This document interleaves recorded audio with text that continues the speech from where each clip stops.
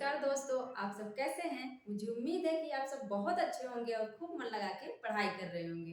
दोस्तों, जैसा कि आप सभी को पता है, हम कहानी पढ़ रहे थे और कहानी में जो इसके पहले आते हैं, जैसे कि इलाचंद जोशी हो गए, ये हो गए, इनको आज हम पढ़ेंगे। और इसके पहले हमने जैनेन्द्र की कहानियों को बताया है और प्रेमचंद की कहानियों को भी बता दिया है। जयशंकर प्रसाद की कहानियों की एकदम बेहतरीन ट्रिक आप लोगों को दी है। तो हम क्या करते हैं, ट्रिक के माध्यम से जो रचनाएं हैं, तथ्य हैं, उसको याद करते हैं। तो हम देखते हैं दोस्तों, कौन है इलाचंद जोशी? कौन है इलाचंद जोशी? हैं, इनकी इतनी सारी कहानियां हैं। अब हमें बहुत समस्या होती है कि इनको याद कैसे करें। तो हम क्या करेंगे, एक कहानी बनाएंगे, ट्रिक बनाएंगे, जिससे ये सारी कहानियां हमें अपने आप याद हो जाएंगी। तो देखते हैं क्या है। धूप रेखा, धूप रेखा है, दिवाली और होली है। समय आप लोग देख लीजिएगा, समय याद करने में बहुत समस्या होती है। अगर आप इस तरह से याद करेंगे, कहानी बना के, ट्रिक बना के याद करेंगे, तो समय धीरे धीरे याद हो जाता है।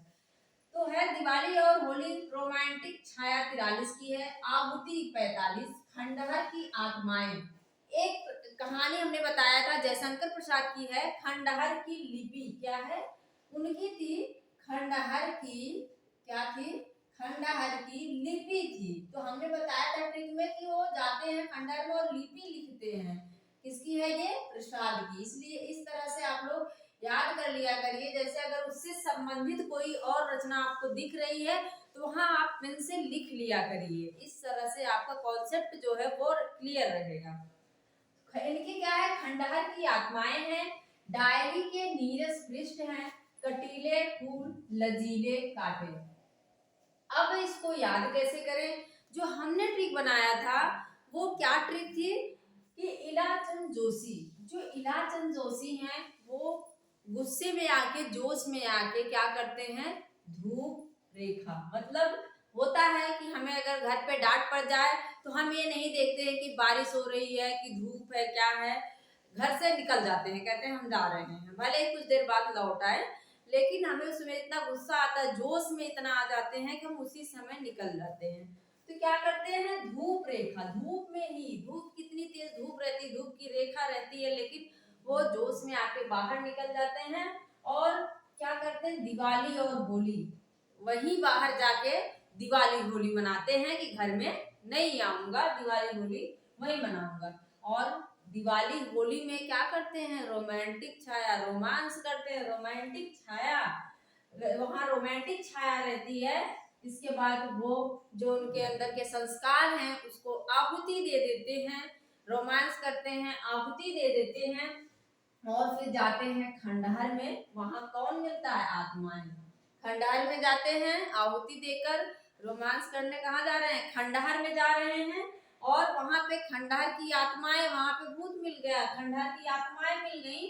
फिर वो नीरस हो जाते हैं और एक डायरी में लिखते हैं, डायरी के नीरस पृष्ठ।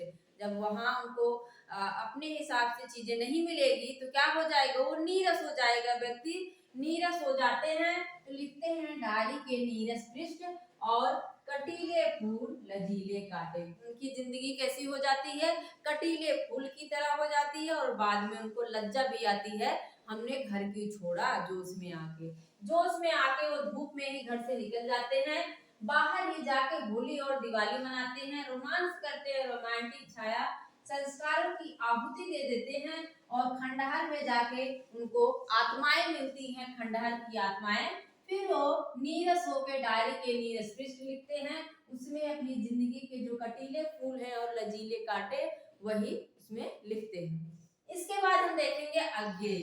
अज्ञेय की भी कुछ कहानियां हैं। ये एक कहानीकार हैं, एक उपन्यासकार हैं और एक काव्यकार, कवि भी कह सकते हैं। बहुत ही अच्छे लेखक और कवि हैं। विपद का इनकी कहानी है, परंपरा है, कोठरी की बात, शरणार्थी, जय डोल, ये तेरे प्रतिरूप, अमर बल्लरी। इनकी एक कहानी है क्या? गैग्रीन। आप लोग जो हिंदी के विद्यार्थी उनको गैग्रीन पढ़ना चाहिए, गैग्रीन के बारे में जानना चाहिए, जिसको रोज नाम से भी जाना जाता है। क्या है? रोज नाम से भी जाना है जाता है, गैग्रीन। जैसे हम गांव में ज्यादातर देखते हैं, गांव की महिलाएं जो होती हैं या फिर शहर में भी देख सकते हैं, उनका जो जिंदगी है उनकी एक जैसे बंद कमरे में ही बीत जाता है पूरा दिन। सुबह हुई, सारा काम किया, खाना पीना बनाया, फिर से साफ सफाई, कपड़ा धोना, सारी चीजें, फिर से वही रूटीन, शाम को फिर खाना बनाना। ये सारी चीजें क्या होता है कि वो उसी के इर्द गिर्द बस घूमती रहती है, वो बाहर नहीं निकल पाती। तो गैग्रीन कहानी में भी यही है, रोज जो है उसकी जिंदगी में एक निरस्ता आ गई है कि जिंदगी में उसके मतलब कुछ भी उसको कुछ अलग से नहीं करती है, बस वही काम, वही सुबह शाम बच्चे को देखना, खाना बनाना। तो रोज में यही है। जबकि पहले वो क्या थी, बहुत ही चंचल लड़की थी। शादी के बाद क्या होता है, वो बहुत ही सीधी, एकदम से सरल स्वभाव की हो जाती है। तो गैग्रीन से ही हम इसकी ट्रिक लेंगे। क्या करती है, विपथगा। उसकी जिंदगी में विपत्ति ही विपत्ति है, विपथगा। किसकी जिंदगी में, गैग्रीन की जिंदगी में विपत्ति ही विपत्ति है, विपथगा। और वो परंपराओं में घिर जाती है। देखते हैं जो लोग ज्यादा परंपरावादी होती हैं, ज्यादा रूढ़िवादी होते हैं, वो अक्सर परेशान रहते हैं। जो तर्क पे रहते हैं, विज्ञान की चीजों को मानते हैं, वो खुश रहेंगे। लेकिन जो परंपराओं रूढ़ियों में जो जी रहा है, वो परेशान ही रहेगा। तो वो क्या करती है, विपत्ति और परंपराओं से घिरी रहती है। कोठरी की बात, एक कोठरी में ही उसकी जिंदगी बीत जाती है, कोठरी की बात बन के रह जाती है। और शरणार्थी, जैसे एक शरणार्थी कहीं शरण ले ले, वहां से नहीं जाता, वैसे ही गैग्रीन भी शरणार्थी बन जाती है। जय डोल, वो डोल नहीं सकती, मतलब डोलना जिसको चलना कहते हैं, वो डोल नहीं सकती, डोलती नहीं, कहीं जाती नहीं। और ये तेरे प्रतिरूप, मतलब वो किसी और का प्रतिरूप बन के रह जाती है, तेरे प्रतिरूप। अमर वल्लरी, जैसे एक वल्लरी होती है, लता होती है, एक दूसरे में ही ऐसे गुथी रहती है, वैसे वो भी उसी में गुथी रहती है, वल्लरी बन के रह जाती है। फिर से देखो, गैग्रीन विपद विपत्ति से घिर जाती है, परंपराओं में घिरी हुई कोठरी की बात बन के रहती है। फिर क्या होता है, शरणार्थी की तरह वो डोल नहीं पाती है, डोल नहीं सकती। ये तेरे प्रतिरूप, दूसरे का ही प्रतिरूप वो दिखती है। और अमर वल्लरी, वल्लरी की बात उसी में क्या है, घिरी रहती है पूरा।